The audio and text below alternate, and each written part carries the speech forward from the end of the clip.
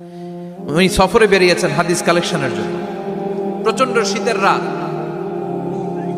উনি মাগরিবের নামাজ, এশারের নামাজ পড়ে একটা মসজিদে শুয়ে পড়লেন, আর শুয়ে শুয়ে হাদিস পড়তেছেন। কি পড়তেছেন? কথা বলেন। আর মনে মনে ভাবলেন রাতটা মসজিদে কাটায় দেই, ফজরের নামাজ পড়ে আবার বেরোবো। কিন্তু দারোয়ান এসে বলে মসজিদে থাকতে পারবেন না, ওঠেন। দারোয়ান আছে না, কথা কন। আহমদ ইবনে হাম্বল বললেন আমি শুধু রাতটা থাকতে চাই, আমি তো ফজরেরও মুসল্লি, ফজর নামাজ পড়বো তো এই মসজিদে, আমার থাকতে দাও। দারোয়ান তো দেয় না, কেন? মসজিদে থাকার জায়গা না, যান মিয়া।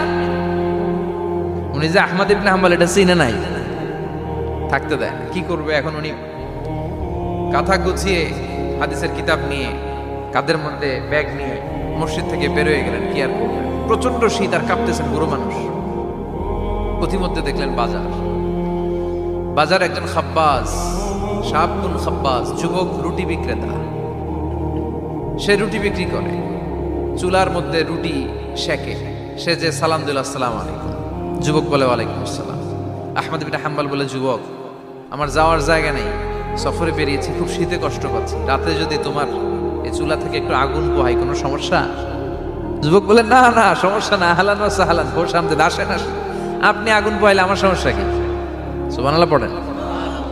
আল্লাহ শুকরিয়া করে উনি বসলেন আর আগুন পোহাচ্ছেন। আর খেয়াল করলেন যুবক রুটি বানায় আর পরে আস্তাগফিরুল্লাহ, রুটির দলা বানায় পরে আস্তাগফিরুল্লাহ, খামির বানায় আর পরে আস্তাগফিরুল্লাহ, রুটি নিয়ে উনুনের ভিতরে চুলার ভিতরে সেকা দেয় আর পরে আস্তাগফিরুল্লাহ, দোকানদারের কাছে কেউ আসলেই সে রুটি দেয় আর পরে আস্তাগফিরুল্লাহ, ক্রেতার কাছ থেকে টাকা নিয়ে ক্যাশ বক্সে রাখে আর কি পড়ে, আবার রুটি বানানো শুরু করে আর কি পড়ে, খালি এটাই পড়তেছে। ইমাম আহমদ ইবনে হাম্বল তো অবাক, কিরে এটা আবার কেমন যুবক, খালি আস্তাগফিরুল্লাহ।